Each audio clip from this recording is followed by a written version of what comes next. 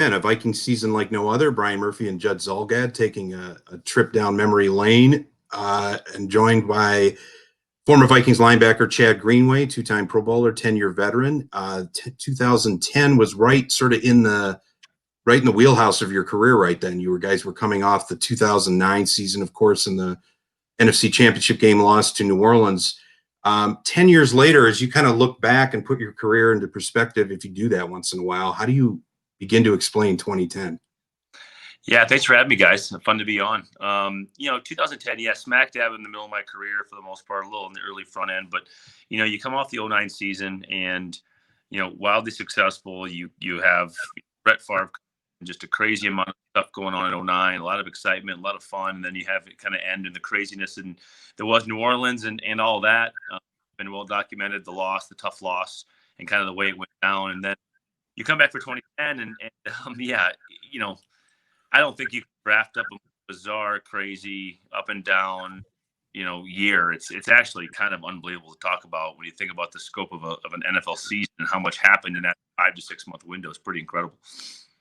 Hey, Chad, at what point in time did it occur to you that this was, to use your word, an incredible or bizarre year? Because, weird things do take place. But what was the event for you that was the tipping point of, I'll probably won't go through a year like this again in my career? Oh, gosh. Well, the collapse of the Metrodome. I don't know if there was one thing that happened that was like, yeah, this is ridiculous. If I could point to one thing, probably playing outdoors at TCF. I think that was like we had gotten beyond the majority of the craziness, and then there's just like play on this frozen field. You're literally calling fans up the week of to, for paying them $20, slipping them $20 an hour to go, clean out snow out of the TCF. And I remember walking on there for pregame and remember how hard the turf was. And then for it to be like, Brett's last game, how that all went down. It's just, you add that to the layer. That would probably be the moment for me where you look and be like, holy cow, what else is going to happen this year? Can this thing get over with? Yeah, that was the thing. It became sort of almost a death march at the end. And Old Man Winter had his last laugh in Philadelphia. Yeah. Not only that, you get through. The Giants games moved to Detroit. You get through that experience. Then it's about, are we going to be able to play outdoors? And it snowed like hell that night, and you get through that. And then the next week, you fly into Philadelphia on Christmas Day, only to find out you're not going to play for 4 days. I guess boredom was your next enemy. Yeah, my wife talks about that a lot because I can remember very vividly, obviously playing football, you play around the holidays, and that was, it's common in the NFL. You miss holidays, you make sacrifices. And I can remember having Christmas early with the kids and then having to bounce out, like go catch the plane. Like it was, like at 1 o'clock and you jump on the plane, you fly out and you get out there and then, oh, honey, I'm going to leave on Christmas Day and I'll be back in like 5 days. But I'll be at the Four Seasons and I'll have about 30 cheesesteaks and, you can have the 2 kids. I think at that point we had 2 kids. Yeah. And it's just chaos. If you really lay it out, I don't know how in depth you want to get about this, but if you lay it out like on a bullet point basis of what went down, it's actually astonishing. And, things that get overlooked. Fired a coach, right? Randy Moss comes in and leaves in a month, 5 weeks, whatever it was. The Randy Moss thing in the locker room. I wouldn't feed that ish to my dogs. It really goes on and on. You talk about how the craziness of playing a home game in Detroit. I cannot tell you guys how weird that was to walk out into a stadium that didn't have a home team. The colors were like, if you could describe the colors of the stadium, it was like gray. Nobody knew, and it wasn't the Lions, road grays they wear sometimes. And it was weird. That was the fans being allowed in for free to Detroit as well. And Chad, of all the places of all the places to send a football team, Murph, no offense here, but Detroit, Michigan in December was probably not the first choice. You know, possibly Atlanta, right? Or something like that. And you end up going to Detroit. Yeah, I mean, and now you look at what, like, you know, the Niners doing because of COVID and all the craziness and scheduling this year. It's like we're ahead of our time in 2010. I mean, you know, in COVID in 2020, this is like, it must be the decade thing, because this year this is like kind of becoming normal. You know, Wednesday afternoon game that only like half the country can get on TV, and it's like it's a massively important game. Like, you think back to 2010, like we are so far ahead of our time. We are playing on Tuesdays and we are playing in other people's home stadiums, and yeah, we you know, we had some fans in Detroit, but they weren't our own, so it was just bizarre. And I think when you could legitimately do an hour story on each one of the things I named. And when you put it in totality, it becomes a book, right? It's unfathomable how it all kind of went together. And I think the funniest part is when you scale it all the way back to the beginning and the arm twisting that had to occur to get Brett to even come back. Then you talk about the shenanigans that Brett had to go through personally. I mean, it adds up. Well, let's go back to camp. So how are you were a pretty big deal at that time. How did you not get a seat on that plane? Oh, I'm scared of flight. No, I'm kidding. I don't know. I mean, at that point, you have to remember, I was year 5.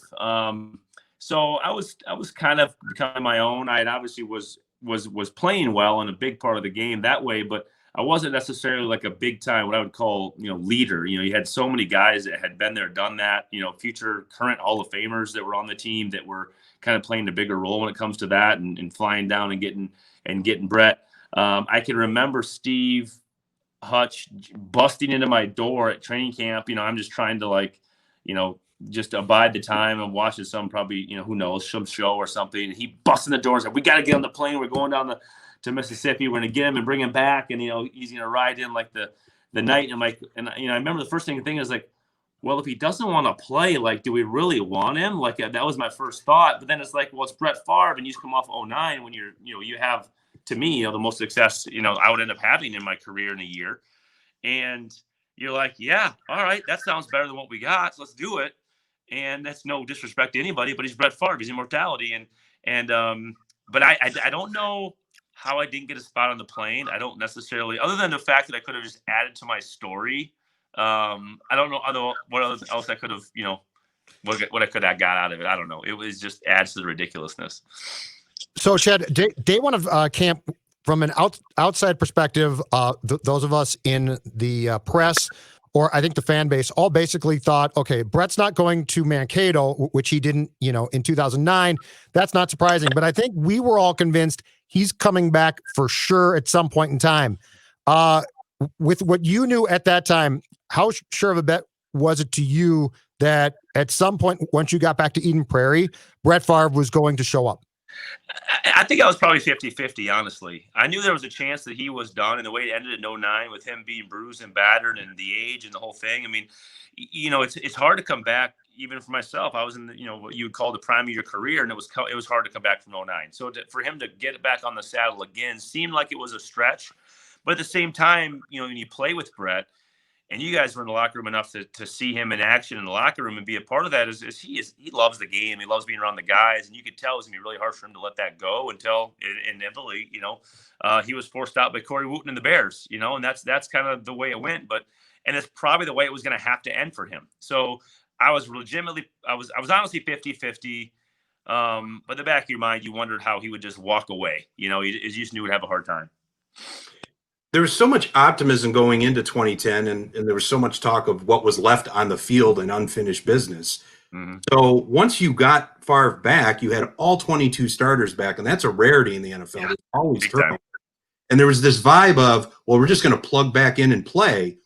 But it quickly turned out, the first couple of weeks, you went back down to New Orleans on that Thursday night. It was a close game, but the offense wasn't clicking. Then you had a Miami loss at home, and suddenly the vibes are like, this just isn't right. What seems to be wrong? What was it like to kind of sense that, okay, it's not going to be as convenient as we thought it might be? Yeah, it was definitely that Miami game. That was no question about it. I think, you go to New Orleans and you knew we didn't play very well defensively. From what I can remember, we played pretty well defensively and held them to a pretty low score. But then we just didn't do much offensively. And coming back to next week, when you lose to a Miami team that was just kind of like a typical Miami team, it was just kind of meh. And they had the running game and they had some ability down there, but it wasn't a team that should have beat us. And I think that was when, after week 2, you're like, okay, now the year before, I think we went 6-0, 7-0 to start, whatever it was. I think 6-0, and now you're in a whole 0-2, and you just didn't feel good about it. It didn't have the same vibe, and to be in the locker room enough that when you go 0-2, nobody's happy, nobody's high on the horse, nobody's having fun, and when you have all those egos and all those we have to win right now mentalities because of the age of the guys, right, and the ability of the guys, is you knew the time was fleeting. It wasn't a great locker room to be in, especially early on in 2010, and it kind of set the stage for what happened. Chad, when did Brad change as well? Because Brad sort of, as that year progressed, things got more and more prickly, especially I think with him and Brett, and it didn't seem good from day one with Moss. When did Brad go from, to 2009, things went great, to sort of being uptight about things again? Because I sensed a return in his demeanor to 2006 more so by some point. Yeah, he kind of got that defensive edge back to him, I think. Yeah. You kind of feel that. And I think he had that in 09, but, winning clears a lot of things. And you guys have seen that. And I think that was part of it. I think that animosity and grudge, that almost like, this is my team. No, this is my team. We're going to do it this way. And, it's hard to rein in a guy like Brett. And I think that was what Chili always wanted, was to rein him in and kind of have, so he could kind of, for lack of a better way to put it, take the credit for everything. And I think that was part of the issue. And you could just feel it change and shift the locker room, the dynamic. And you felt like they were grasping for straws with Randy. And then you bring Randy in, which is a whole nother personality dynamic of, hey, I'm going to do things 100% my way. And you can just piss off if you don't like that. And that's totally how it was. And you kind of felt like Chili was just losing control, losing the power. And it didn't help him that he didn't have complete power. And that's what ended up inevitably doing him in when he made the decision on his own to let go of Randy. That's what kind of, when we come back to Green Bay and get our butts whooped, then they're like, oh, okay, this isn't going to work. And we moved on. So yeah, it just kind of all played itself out. And it kind of, guys couldn't get out of their own ways. That's really what it was. The Randy Moss experiment 2.0 will go down in team history as one of the highest and the lowest in the shortest amount of time. You guys come out of the bye. I think you had beaten Detroit, so you took the edge off of 0-2. During the bye,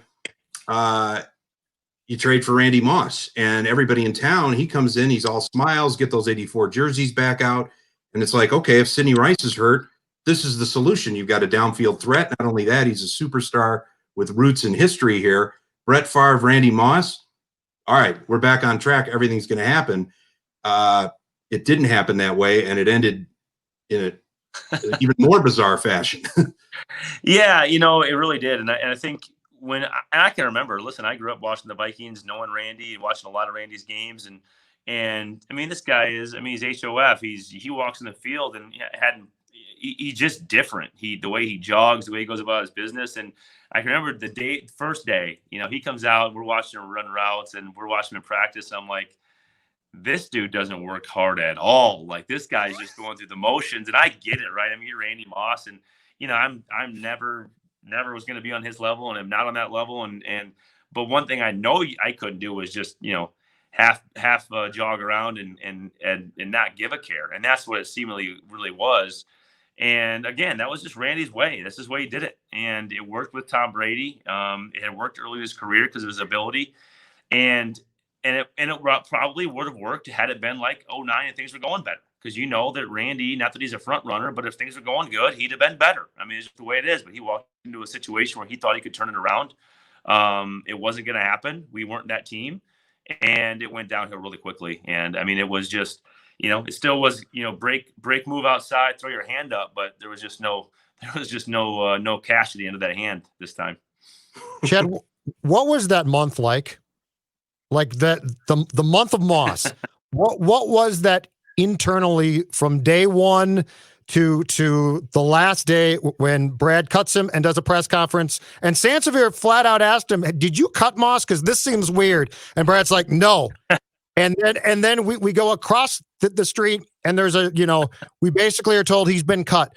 What was that? I think it was 28 days. What was that like as a player? Well, I can tell you, it was. I internalized real quickly when I knew things were hitting the fan. I'm like, you know what? I'm coming up to a contract year. I need to worry about Chad Greenway's lawn and mow that thing really well because I need to get paid. I need to get another contract. And I want to take care of myself. But you could just feel the tension and the strain. I mean, it was just horrible. I mean, from the excitement to, hey, we have a really cool weapon. This is a Hall of Fame where we're going to see him finish his career, to bam, and we're just down. And you know, from the locker room incident to the on-field antics to after the New England game when he was basically, crying and wishing he was back in New England and playing for Belichick and Brady. And we're just like, we had just lost a game, a tough game out in New England. We'd actually given him a game, which was great. And, he says this stuff and you can kind of see he wants to be a part of that. And you just knew it wasn't going to work. I had been around enough at that point to know that things were going to end badly for him. Didn't really realize all what would transpire over the next 2 months. But yeah, it was not going well. And you could just feel, you can feel that building at Winter Park it holds a lot of secrets in those old walls. That's it's hurt a lot. Probably some bodies too. Yeah, well, maybe. Judd was talking about the sequence of events. So Childress had his press conference and said nothing about Moss. We found out 20 minutes later he's cut. And then poor Ben Lieber is the only guy that shows up in the Vikings locker room about an hour later and has to take all the bullets for all of that. Just handing out like union leaflets or something. How did you guys send him out there to the firing squad and nobody else came with him? Oh, I'm glad it worked out that way. Now looking back, I'm sure I was hiding in the training room like we always did, hide out in the training room and just try to avoid anything we could possibly avoid. And I'm sure I come up with some sort of ankle injury or something. I need to go nurse in there, so I didn't have time for questions that day. But probably was the best guy to send out, to be honest with you. He probably had the most information and probably knew the best way to conceal what we needed to conceal. But I think, the craziest part was we really didn't know. I mean, we didn't know what the hell was going on. I mean, there were so many things in the background, and especially not knowing who really did have the power out of that regime and that kind of what they call the triangle of power of what it was, is nobody really knew who was making the decision. That ended up being the problem when Chili went off and kind of did his own thing. And I think that was part of the problem as a team, is we didn't know who to answer to, right? And I think it just leads to the demise, the downfall, and then the restructure, which they did, and for a much better way. So Brad, what was the sole responsibility for cutting Moss, though, correct? As far as I knew. Yeah, that's the story deal. I got, and kind of the feeling in the room was that's what had happened. Hey, Chad, how far did Moss go to ruining is probably too strong a word, but to sullying Percy? Because, Percy had the great 09, and then from what I've been told is when Moss got there, Percy worshipped him basically, and that when Moss turned on Childress, Percy did too. How much did that dynamic change Percy in your mind, as far as the guy that we had seen in 2009 to then 2010? Yeah, I mean, I think it had a part of it. I think that was always in Percy. I really do. I think that rebuffing authority and coaches had been in his past. I think we had all known that, and what he had accomplished in 09 and the trajectory we all saw him taking. I mean, this was a guy who was as freaky as Adrian, as far as I was concerned. If you're going to look at the physical freaks that I played with, Percy's in the top 3. There's no question. And you could see that. I don't think Randy Certain. I think he probably sped the process up. And he probably was like, listen, this is how the game works. This is how you have to get yours.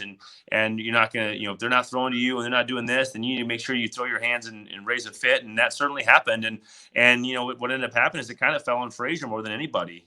When things moved on and Chili moved on, it kind of fell to Leslie. And we all know Leslie and how great of a person and really how great of a coach he is and how steady he is. He just didn't have the wherewithal to know what he was getting himself into and how he's going to handle it. Now, at the end of the day, I thought they handled it well. Percy made his own story and got out of there and ended his career pretty quickly after that. But the reality is Randy didn't help Percy. He may have thought he was trying to help him, but at the end of the day, he hurt him because he put this idea in his head that he needed to be somebody that that at that time Percy wasn't. I mean, Percy was a team guy. I'm going to practice hard guy. I'm going to do it the right way. Didn't say a peep. And then all of a sudden he gets a little mouthier and ends up walking himself out of there, which he's a guy that should have played there for 10 years plus and made a bunch of money. Let's put a bow on the Childress saga and then move on. But so you get to this game at the Metrodome.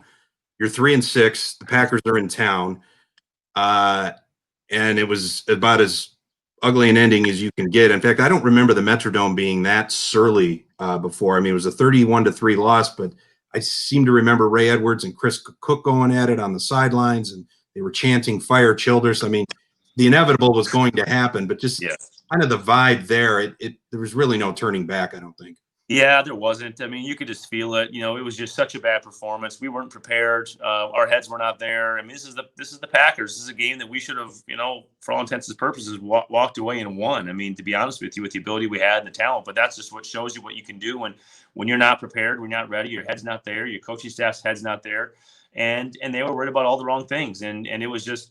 I have to say, I was really surprised it ended that quickly for Chili. To think he was in the NFC title game the year before, but it was more than that. It was bigger. It was the decisions. It was how he handled things. It was the defensiveness. It was needing to control and the power, and that's just the way it ended. And honestly, I don't know that it helped a whole lot, but it did make, which was the disaster of those next 6 weeks. It made it probably a little easier for everybody because it was Leslie and not Chili. And I love Chili. I mean, he drafted me. He brought me in. He was always really good to me and my family.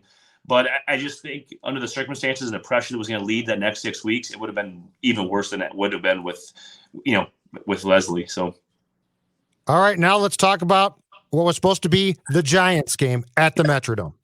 What did you know? When were you told? And what is your reaction as a guy who was supposed to play on Sunday to literally the roof collapsing? Like up until then, it's like the roof is falling on the Vikings. Yeah. But take us through the night before when I think you guys met and were at least told that the dome was leaking pretty badly. Just the whole reaction to finding out your roof had collapsed on your stadium. Yeah. So we had gone down. I always picked up Ben Lieber on the way down. So we drove. I lived out in the Wayzata Plymouth or Wayzata Minnetonka area, and I drove into Edina, grabbed Lieber, and I can remember the roads like 62 being horrible, and then driving in and picking him up, and then driving up to the city, and it was just cars on the side of the road and the snowstorm. It was a legit snowstorm as Minnesotans go. I mean, there's no doubt about that. And then we had a team meeting that said there were some issues with the Metrodome, but we didn't find out till the next morning. As far as I remember, I'm trying to think back like how that all the timeline is hard to think back. But I'm pretty sure it was in the morning when we actually found out that what had happened. And we got, as far as I remember, we got a meeting right away in the morning. Here's our plan. We're going to go home. And then, oh, by the way, now we're going to travel and fly, which I think we did that same day, if I remember right, because we played on Monday. So it happened really fast. And then the video came out of the guy. I can see the guy on the cart, driving and speeding away. And like, you're just really thankful and grateful nobody got hurt. And could imagine it being, at noon that next day and having 70,000 screaming fans in there with that ice melting. And thank God that didn't happen. And, it's funny now we can talk about it because nobody passed away and nobody lost their life. And, but it's just something you would never in a million years expect to happen. And there it was right after the firing, right after moving on and the disastrous game against the Packers. And now you move into this situation and it was bizarre. You touched upon playing at TCF Bank Stadium in the snow. Nobody knew at that point that the Metrodome was going to run its course. The Vikings were going to get a new stadium deal, and then they would play 2 seasons right at TCF Bank Stadium, including that bitter cold playoff game against Seattle. Oh, yeah. It seemed like an anomaly at the time. What was it like to play outside in a home game? Oh, it was great. I mean, I actually, so the Bears game playing outdoors at TCF, that first original one, the hardest part was the turf was froze. So they hadn't made all those changes to the stadium and the field. And literally you're taking whatever snowfall we got previous to us playing in Detroit to put the Metrodome down was that same snow they were moving off TCF so we could play a home game. And so that was really the thing. I can remember my dad was there, my mom was there. I remember them throwing snow in the air, and it was kind of a fun environment until Devin Hester goes like 75 down the sidelines for like 300th time against the Vikings. But it was really a fun environment. I remember making a shoestring tackle, diving and sliding on like ice shards for like 10 yards. I'm sure it was not that long, but it seemed that way. And it was fun to be back outdoors. And then fast forward a few years later, we're actually playing home games outdoors. And I loved it. It's got coils though, but that point, right? As I recall, that game was played on Monday night. There was the 50th anniversary of the team at the convention center on Sunday. And I seem to recall that you guys went to TCF Bank Stadium for a walkthrough to look at the stadium at some point on Sunday. And Chris Cluey, of all people, tweets out, everybody's worked really hard and we appreciate it, but you can't play this game because the turf is going to be frozen solid and somebody's going to get killed. And Chad, I went then to the party that night, and I think it was a Vikings employee ran up to me and it's like, that's the punter. Don't listen to him. It's absolutely fine. It's going to be no. And then, of course, in the craziness that was 2010, lo and behold, the person that damn near gets killed is Brett Favre. Yeah, it's pretty crazy. I mean, and Cluey, for all his faults and loud mouth at times, I mean, he wasn't wrong. I mean, that's the thing, is he was 100% right. And I guess when I played, I never really took those things into consideration, like my own health and safety. I mean, I'm playing linebacker in the NFL. I knew I was at risk pretty much every time I walked onto a field, so I wasn't really that concerned about that, to be honest with you. But then at the same time, you crack your head against that turf, or you get pushed the wrong way, and it can obviously be very, very traumatic. And then you play the game, and then what ends up happening to Brett is exactly what you all feared. I mean, basically, it was a career ender, a hit that ended it. And like I said, kind of earlier on, is that was probably the only way that Brett was going to quote unquote end. So, I guess it was, it saved Brett from further damaging, probably, because he got out at least in one piece. Well, I'll wrap it up here with you, Chad. Just a couple quick more questions. When you look back, so much happened in that 18-month period of time. Some of it, the franchise had a long time to get over that before, kind of getting stable again. Do you think you left it, the opportunity in New Orleans, ultimately January of 2010, that was the moment? That was sort of the peak right there. And if it couldn't get done then, it just wasn't realistic maybe the next season to think you could. Yeah, I do. I think it was one of those situations where we were peaking. We smashed the Cowboys. We're coming down. I mean, we couldn't overcome the turnovers. In my opinion, we were the better team, but you can't turn the ball over, whatever it was, 6 times in a game and win. And that was our shot. I mean, when Brett throws it back across his body and throws the pick and we couldn't finish in overtime, that was the game. And that was unfortunately for my career, looking back at 11 years, that was my best opportunity with the best quarterback I played with. That was playing really good at that time with a really good veteran team. That's a team that wins the Super Bowl a lot of times in the NFL. If things can go your way, they just didn't.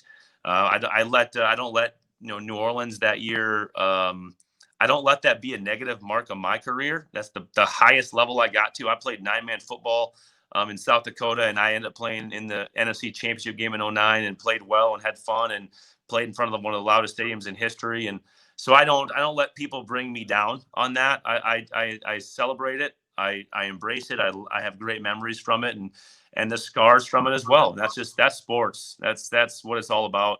You love it, you hate it. It makes you cry in multiple directions, and it is what it is. But you just look back now and think, with that group of players, that was our shot. It really was. And then, you move forward and you had the McNabb experiment that was clearly a fail, and the Ponder that was a fail. And then unfortunately for me at the end of my career, it was Teddy. Teddy is the guy that I thought would have taken us was that kind of quarterback that could have taken us back to that position with the team we had. Because our team was it was built differently than the 10 team and the 9 team.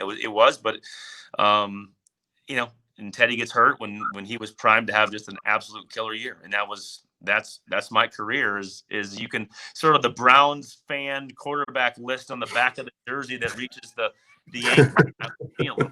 So, now we just get stories to tell when we're drinking our Grey Duck vodka.